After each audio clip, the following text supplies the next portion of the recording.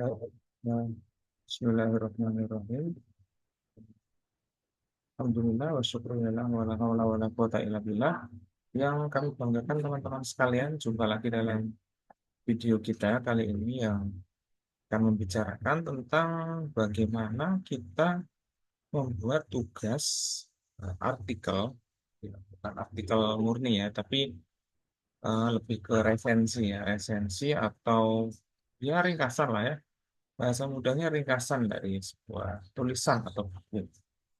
Yang mana itu akan menjadi bagian dari tugas perkuliahan kita. Nah, saya izinkan share screen, izinkan saya share screen di sini membuka contoh buku ya. Eh, yang nanti antum akan resensi itu adalah buku-buku yang kami tentukan ya, eh, sesuai dengan yang antum pilih nanti judulnya. Nah, dalam membuat ringkasan pada buku itu, kita harus benar-benar melihat buku itu sendiri ya. Kita mesti melihat eh, halamannya ya dari awal judulnya apa. Ini kalau ini contoh ya, ini contoh saja. Contoh ini fikih dan realitas sosial ini karena studi kritis fikih realita Yusuf Al-Qaradawi. Ini karangan Dr. Ipandang MAG. Lalu kita melihat info lebih lanjut lagi tentang buku ini karena biasanya buku itu ada cover luar, ada cover dalam ya. Kalau cover luar itu sudah antum tadi lihat ini ada cover dalam. Lalu di dalam suatu buku juga ada, nah ini nih halaman hak cipta ya. Hak cipta itu di situ ditulis dengan detail siapa saja yang membuat, yang terlibat, halamannya berapa, terus juga ukuran buku ini berapa, ISBN-nya, cetakannya di mana, penerbitnya, itu seperti itu. Nah setelah itu kita bisa memilih daftar isi ya. Kalau dalam kasus antum, buat teman-teman sekalian bisa memilih judul sesuai yang saya tetapkan atau sesuai yang eh, buku yang saya tetapkan, antum nanti silakan dipilih subjudulnya. Nah, yang harus dipilih dalam subjudul itu adalah satu subjudul saja, tidak usah banyak-banyak, karena kita memang sedang berupaya membaca, ya memotret lah ya, memotret bagian kecil dari suatu buku. Jadi dalam suatu buku itu ada daftar isi ya, kata pengantar, pendahuluan, ini tidak kita resensi. Nah, ini ada beberapa babnya ya. Bab ini lalu ada subbab juga, suatu bab, ada subbabnya juga. Lalu ya dalam katakanlah dalam satu buku itu ada bab lalu ada subbab-subbab yang lebih kecil lagi ya. Misalnya ini contoh bab 2, lalu di sini ada subnya lagi. Ya ini kalau buku ini buku monograf ya. Tapi nanti juga ada book chapter ya yang mana ada contohnya nggak ya kira-kira book chapter. Saya cari contoh book chapter ya. Lalu itu kan buku yang ditulis oleh satu orang saja. Lalu nanti ada juga buku yang ditulis oleh banyak orang ya. Dalam artian itu akan disebut sebagai chapter. Tapi saya tetap sampaikan bahwa prinsipnya sama saja ketika membuat ringkasan atau resensi suatu buku itu. Pertama kita harus membaca keseluruhan ya. Ini kalau buku seperti ini ya. Tapi kalau kita sudah memilih satu subbab tertentu ya, atau katakanlah satu bab tertentu, lah itu kita bisa memulai dari membaca daftar isinya dulu ya. Jadi jangan langsung dibaca halaman awal misalnya 71 sampai halaman 87 ini ya meskipun sedikit, namun kita harus melihat gambaran besar dari suatu buku itu dulu. Sini paradigma Yusuf Al-Qaradawi terhadap fikih dinamis dan realistis. Oh, berarti di sini diceritakan kira-kira ya. Dalam buku ini kira-kira akan diceritakan dan dijabarkan bagaimana sebenarnya paradigmanya. Nah, kita lihat dulu, oh ini ideologi Al-Qaradawi terhadap fikih realita. Ada macam-macam realitas yang bisa diterima dan tidak. Ada realitas sosial yang tidak bisa diterima. Ini kan masih menimbulkan pertanyaan, ya apa sebenarnya yang tidak bisa diterima kan gitu toh. Realitas sosial yang bisa diterima. Ada kasus kontemporer, gitu kan. Ada, oh ini ada kasus, berarti ini cuma beberapa saja. Lalu yang akhir adalah menelaah fikih realitas. Nah, bagaimana cara kita menulis sebuah ringkasan? Nah, ini kan saya bukakan dalam Microsoft Word ya. Pertama kita tulis dulu judul buku, ya kan? bukunya apa? Ini ada ya. Lalu kalau itu book chapter ya, mungkin nanti juga subbab gitu ya. Subbab atau bab yang diringkas. Terus kalau itu book chapter biasanya ada penulisnya, penulisnya siapa, kan? Lalu juga identitas buku. Identitas buku tuh eh, macam ya, ada ISBN ya kan, ada ISBN, terus juga eh, apa namanya halaman, kan? Kita bisa melihat sini. Kita lengkapi dulu nih, ya kan? Ini kalau teman-teman misalnya ya, itu udah ada di halaman hak cipta lah, ini ISBN-nya kan ada ya, kita ada ISBN di sini. Ambil, kan? Kita masukkan di sini. Ini paste, sorry ini halaman ya. Nah, paste ISBN-nya di sini gitu ya. Lalu ada juga info halaman. Nah, ini mana? Nah, ini di halamannya. Di bukunya tuh gimana kondisi apa sih namanya? Kondisi real bukunya ya. Nah, ini halaman tuh XI atau 12, maksudnya 12 belum halaman awal ya, plus 198 halaman buku. Buku ini lebarnya 14,5 dan panjangnya 21 cm sesuai dengan standar nasional ya. Identitas buku ya, itulah identitas dari buku ya. ISBN-nya dan lain sebagainya. Kalau judul tadi kita judulnya jadilah di sini ya, fikih realitas fikih dan realitas sosial. Itu judulnya. Nah, subbab yang diringkas apa? Oh, tadi kita misalnya milih subbab tentang ini ya, fikih membaca realita sosial masa kini. Ini coba. Ini ditulis semuanya subbab ini karena dia penting ya, ya penting untuk diketahui. Nah, ini jadi oh sudah lengkap. Penulisnya siapa? Apakah Yusuf Qaradawi? Tidak. Jadi penulisnya nanti bisa kita dapatkan di sini. Nah, itu contohnya informasi awal. Lalu selanjutnya apa yang kita tulis dari resensi atau ringkasan buku? Nah, ringkasan bukunya ya tentu saja harus ditulis ringkasan. Ya harus ditulis ringkasan betulan. Jangan lupa identitasnya disematkan di atas ya. Nama antum siapa ya, emailnya apa gitu. Ya, atau katakanlah ada program studi gitu. Ringkasan bukunya seperti itu. Jumlah ringkasan buku paling banyak berapa? Jumlah katanya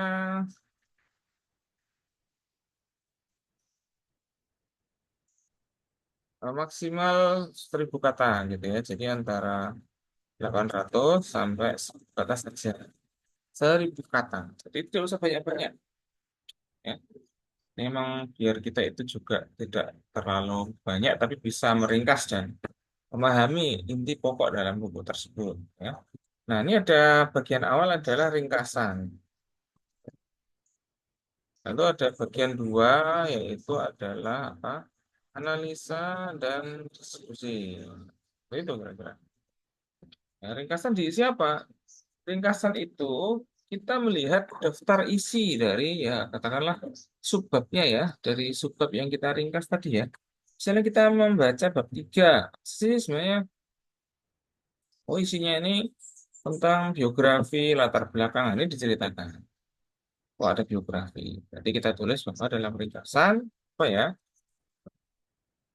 Dalam bab dalam bab yang saya ringkas, kata saya gitu ya, terdapat beberapa subbab atau pembahasan. Jadi apa?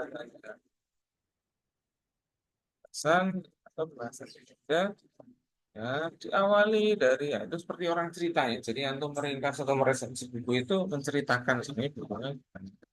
Ya, biografi ya tadi kan ada tulisannya diawali dari biografi Yusuf Al-Qaradawi kan?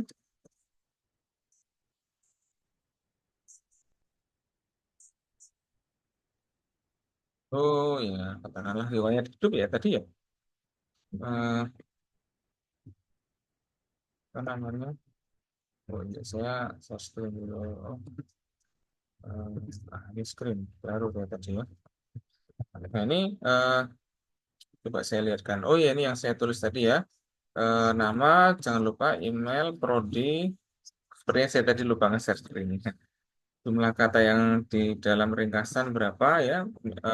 Antara 800 sampai 1000 saja, nggak usah banyak-banyak.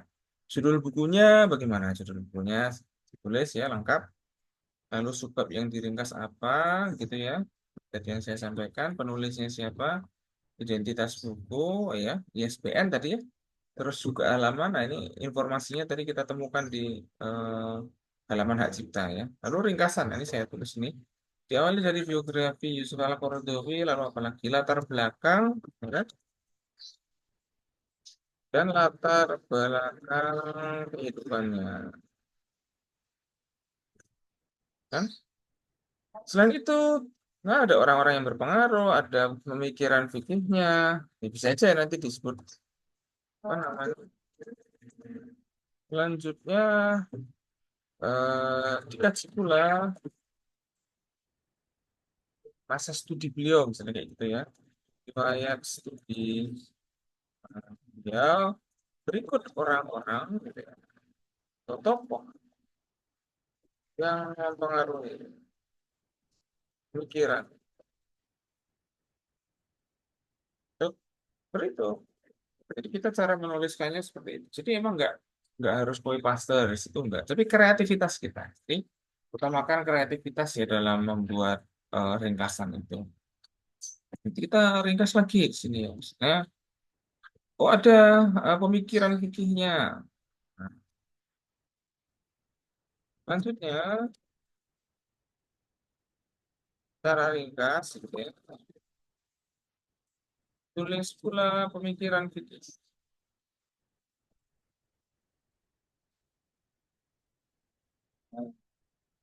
Saya dilihat ya, teman-teman bisa melihat langsung masuk ke dalam itu.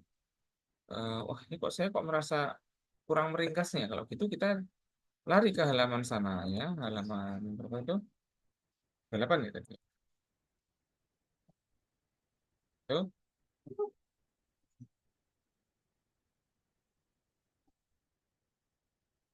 Hmm. Hmm, ya, kita bisa melihat dalam buku ini halamannya berapa tadi ya? Tadi 38 ya. Nah, ini ya. Oh, orang pengaruhnya ditulis siapa saja di sini ya. Eh, oh, jadi ini ini ulama-ulama ya, bukan orang ya. Jadi, ya, iya orang juga sih, namun lebih pada tokoh ya atau ulama-ulama. Berarti ini kurang tepat ya. Sini kita tulis eh, iya iya itu seperti itu. Eh, ulama ya, ulama yang mengaruhi pikiran beliau. Nah, seperti itu. Ada juga di sini eh,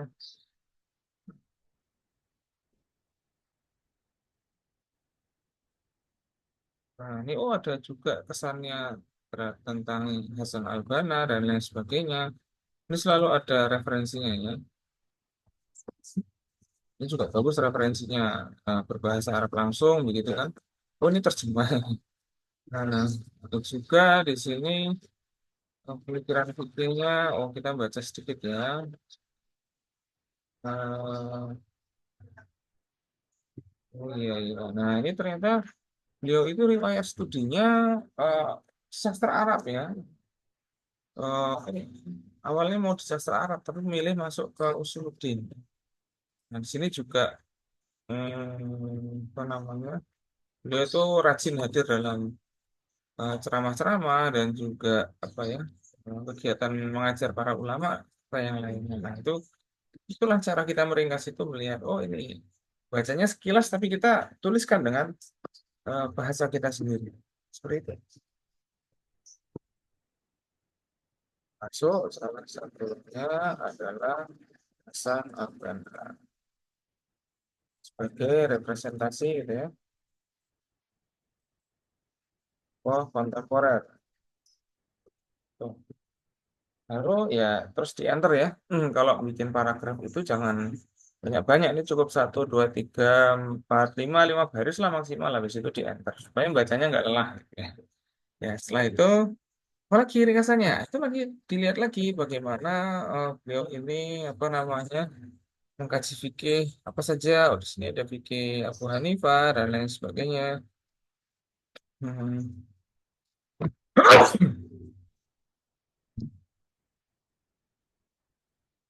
Nah, terus ini juga dibicarakan juga ternyata selain mempelajari fikih Abu Hanifah, beliau juga mempelajari fikih Syafi'i ya. Tepatnya lebih tepat ke Syafi'iyah ya. Ini juga sudah disebutkan juga eh, Al-Amidi. Hmm, Ini pendapat fikih. Ini metode istimbatnya ya. Yang penting berarti ada dilanjutkan ya tadi ya. Hmm. Dalam buku ini dijelaskan secara ringkas, ya, memang ringkas ini. Bagaimana metode Yusuf Al-Qaradawi gitu ya, dalam apa ini? Metode dalam apa ini? Pengambilan hukum ya.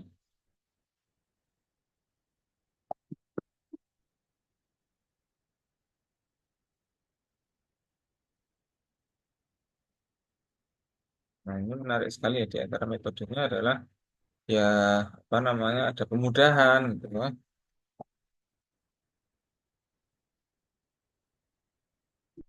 Awali dengan penjelasan ya. Itu tadi ada penjelasan prinsip-prinsip beliau. Prinsip dalam prinsip beliau dalam mengambil keputusan hukum ya. Atau beristihad gitu ya. Beristihad, atau berfatwa gitu. Salah satunya adalah apa tadi itu? Mudahan ya dalam mengedepankan taisir ya. Taisir itu artinya memudahkan. Karena dalam arti memudahkan apa? Memudahkan untuk dipraktekkan. Bukan biar enak, enggak. Memudahkan untuk dipraktekkan, tapi tanpa kehilangan esensi atau tanpa kehilangan pokok-pokok dalam agama yang istilahnya apa ya? Yang ditetapkan di situ. Atau talak gitu ya. Bahasanya pelaksana syariah itu pelaksana ya yang mendapat apa taklif itu kan kita sebagai mukallaf ya. Kita ini mukallaf orang yang mendapat apa namanya taklif asyari atau eh, wajib menjalankan hukum syariat. Nih. Lalu apalagi di sana? Cara-cara kita meringkas itu memang baca, melewati, ya kan? Lalu juga oh ada memberikan kemudahan di sini. Ada juga prinsip apa nih? Bisa istimbat, tidak fanatik, kayak gitu kan? Bisa di apa namanya kita tuliskan di situ tidak fanatik, gitu kan ya? Atau tidak fanatik, gitu ya? Tidak fanatik dan tidak taklid, gitu ya? Nah, itu seperti itu gitu ya dalam apa namanya eh masih ya, prinsipnya. Nah, salah satu adalah juga merupakan ya, prinsip beliau kan. Selain keduanya ada lagi apa? Ada nggak yang lain dari itu? Nah, kita lihat nih. Oh, ada lagi nih berbicara kepada manusia dengan bahasa zamannya, bersikap pertengahan atau ya pertengahan itu tawasud ya atau ya nggak mesti moderasi ya tawasud itu ya. Itu eh, berbicara dengan bahasa zamannya atau menyesuaikan ini sudah empat ya, empat atau lima kita angkat. Selain dua di atas, beliau juga mengedepankan untuk berbicara sesuai zamannya. Nah, dalam arti sebagaimana dalam hadis dalam hadis itu ya, berarti menyesuaikan khotob. Ya. Khotob itu apa ya? Orang yang diajak bicara. Ya. Tuh. Lalu juga apa? Nah, jadi kayak cerita kayak gini ya. Lalu juga bersikap pertengahan.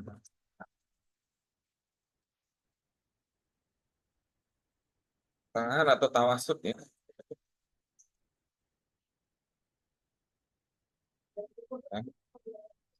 Nah, lalu ada lagi nggak? Kita lihat nih, realistis. Realistis ya. Dan realistis. Nah, ini itu gitu cara kita meringkas ya. Jadi emang nggak banyak supaya tidak banyak. Diringkas itu supaya yang banyak itu jadi tidak banyak. Kan? Nah, ada lagi nggak kira-kira yang perlu kita ringkas? Kita enter. Nah, itu adalah lanjutannya. Apa lanjutannya di sini? Oh, pandangan Yusuf Qaradawi mengenai urgensitas proses perumusan hukum fikih. Oh, gitu. Nah, misalnya, oh ada bagaimana perumusan hukum fikih terhadap realitas sosial. Oke, ini ya. Faktor-faktornya apa saja? Oh, di sini dijelaskan lebih dahulu faktor-faktor yang mendorong perumusan hukum. Ini bisa ditulis seperti itu. Hah? Terus, kita bisa memention nama penulisnya ya. Dr. siapa tadi itu? Padang ya. Padang MAG juga menuliskan tentang apa tadi ya? Tentang pandangan Al-Qurtubi. Hah? Dan faktor-faktor itu juga perlu. Yang mendorong pentingnya istihad. Tuh, salah gitu. Perumusan hukum fikih ya. Atau katakanlah istihad gitu ya. Ya, di era temporer ini faktornya apa saja? Karena realitas sosial ya salah satunya intinya saya itu juga ya bahwa realitas sosial ini cenderung dinamis, tidak statis. Ya, perkembangannya perlu dilihat dari kacamata misalnya seperti itu ya. Itu kita bisa membuat bahasa sendiri dan berdasarkan apa yang kita pahami terhadap tulisan itu. Nah, itu ringkasan seperti itu. Nah, itu contohnya ya. Ini saya berikan contoh. Sudah cukup banyak sebenarnya. Jadi bisa dilanjutkan sendiri. Jadi cara-cara, nah, ini ya bahwa tekniknya ya. Saya tuliskan ringkas teknik dalam meringkas. Itu begitu tekniknya. Ini saya, ini bukan bagian dari tulisan loh ya. Makanya ini saya kasih merah saja mungkin ya. Teknik dalam meringkas. Nah, seperti itu. Pertama, baca awal hingga akhir. Baca garis besar yang akan diringkas. Ya. Baca secara garis besar apa yang akan diringkas. Ya, dimulai dari membaca daftar isi. Nah, jadi baca dulu itu sebenarnya isinya apa. Jika merasa tertarik gitu ya, dan salah satunya, maka bisa membuka halaman yang ada. Seperti itu. Jadi, buka halaman yang ada. Oh, di situ tadi saya misalnya buka halaman 38 gitu ya. Lalu saya baca kan gitu kan. Baca dan ringkaslah. Ya, mungkin agak secara acak ya. Apa yang ada di dalam dan kemudian tulislah kembali dengan bahasa Anda.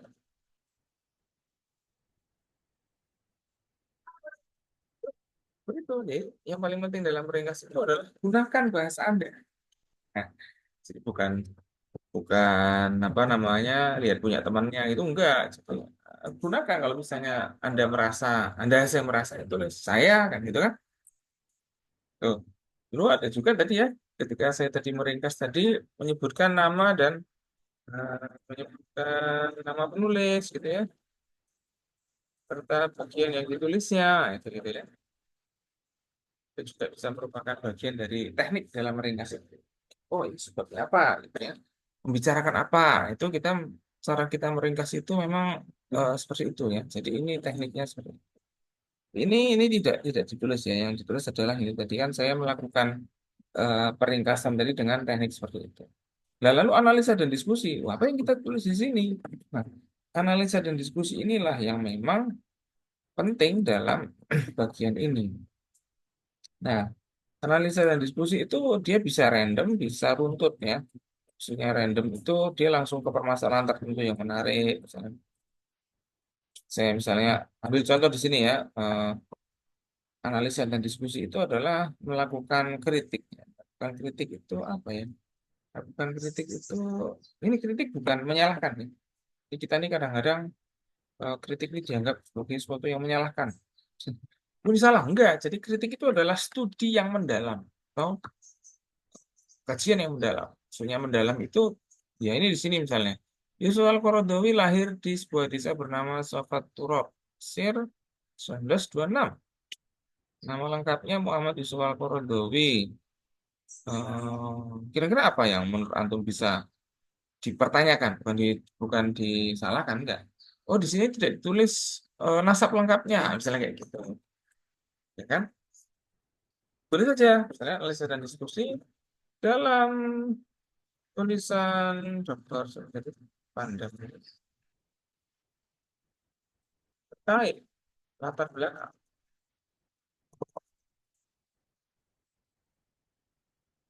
Soal pemilu ya.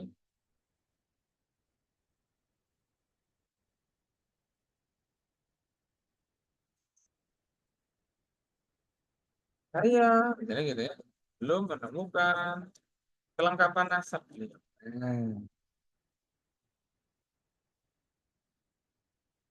baik nama ayah maupun ibu. Terus, itu juga bisa ditulis. Kenapa ya? Memang karena nggak nemukan. Padahal biasanya kalau ulama itu ditulis secara lengkap ya, bahkan kadang nasabnya sampai kemana, sampai Rasulullah dan sebagainya. Ini ayahnya meninggal dunia. Ini kan masih ada sesuatu yang menarik di sini. Ia berasal dari keluarga yang taat menjalankan ajaran agama Islam. Ketika 2 tahun ayahnya meninggal. Sebagai anak yatim, ia dia suka mana? Loh, ibunya kan gitu kan. Jadi ada ada apa namanya? Nah, jadi gitu ya.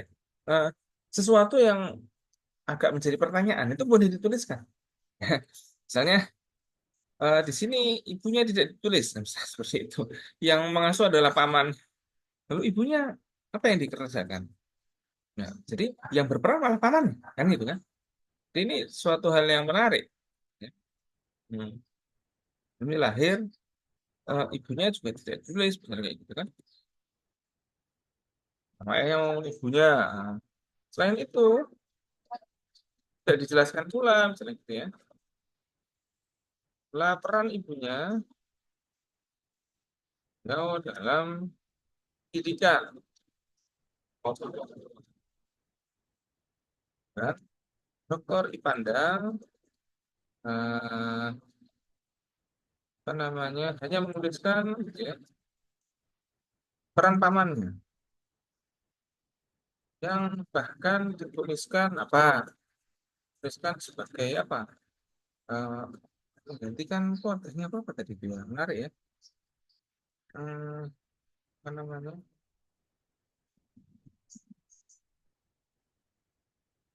boleh disebutkan ya. Dia, ia menganggapnya sebagai orang tua sendiri. Wah, menarik sekali ya.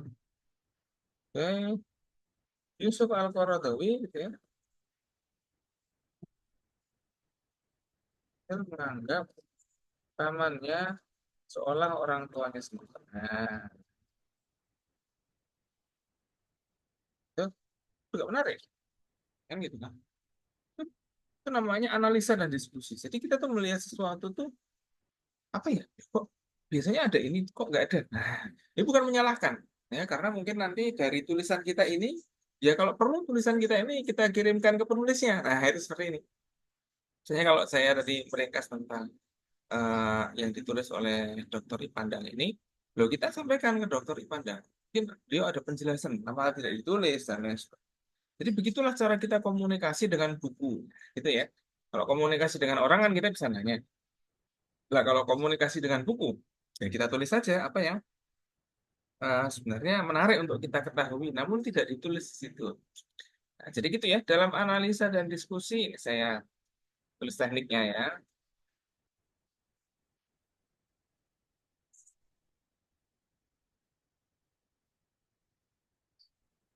Analisa dan diskusi.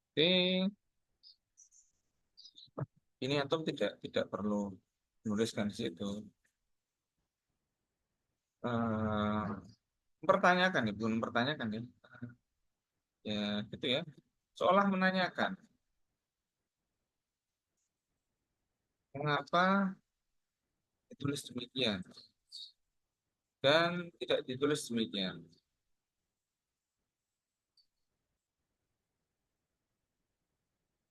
Itu bahasa saya aja ya. Kenapa ditulis demikian dan kenapa tidak ditulis demikian kan seperti itu. Ya. Atau menanyakan informasi yang biasanya ada namun tidak dijelaskan. Kan biasanya para ulama itu yang berperan dalam mendidiknya itu ibunya. Banyak kan seperti itu. Seperti Imam Bukhari dan lain sebagainya itu ibunya. Oh, kalau kita orang yang orang besar yang kita kenal itu seperti penakluk Konstantinopel ya, Muhammad Al-Fatih. Oh, itu ibunya. Jadi dulu ketika Al-Fatih itu masih kecil itu, ibunya itu di taman bikin semacam bangunan yang merepresentasikan Konstantinopel. Lalu latihan, sejak kecil udah latihan dan kepikiran untuk ekspansi ke Konstantinopel. Ya, dan itu membuktikan hadis Nabi apalagi. Jadi, oh jadi ada peran ibu di situ. Seperti itu loh, ibunya Imam Bukhari itu selalu apa namanya mengajak anaknya mandi pagi, bangun pagi, lalu ke halakoh-halakoh para masaih. Oh, itu selalu dan lain dan lain sekali banyak sekali peran ibu dalam ya katakanlah peran ibu para ulama-ulama besar kan? Atau yang sederhana aja ya seperti yang kita sering lihat di broadcast itu ya seperti Syekh Sudes itu ya beliau Imam Masjidil Haram dulu waktu kecil nakal sekali ya lalu beliau ini apa ya waktu kecil itu sempat ketika itu ibunya marah kepada beliau marah karena ketika masih kecil beliau ini kan di rumahnya mau kedatangan tamu ya ya ibunya menyediakan makanan kan seperti itu sudah disediakan makanannya. Lalu Syekh Sudes kecil ini apa? Masuk ke rumah dan membawa pasir. Membawa pasir. Makanannya ditaburi pasir. Wah, jadi rasa pasir dong makanannya. Ya tentu saja ibunya marah sekali. Tapi apa doa ibunya? Wah, doa ibunya itu apa? Nak semoga kamu nanti jadi imam Masjidil Haram. Ternyata terjadi beneran. Ya. Jadi itu suatu kisah yang epik yang menarik sebenarnya untuk kita lihat dari sisi-sisi komunikasi. Bahwa, nah itu maksud saya komunikasi kan sangat terkait dengan peran, sangat terkait dengan situasi yang apa ya, katakanlah melingkupi itu. Nah, itu yang saya maksud demikian. Jadi itu ya dalam analisa dan diskusi ini contoh yang paling mudah adalah seperti itu ya. Kita bisa menganalisis dengan cara yang sedemikian rupa. Baik, itu saja ya mungkin sedikit dari saya nanti kita lanjut lagi. Eh, Ya bisa dilanjutkan lagi lah ya untuk ini.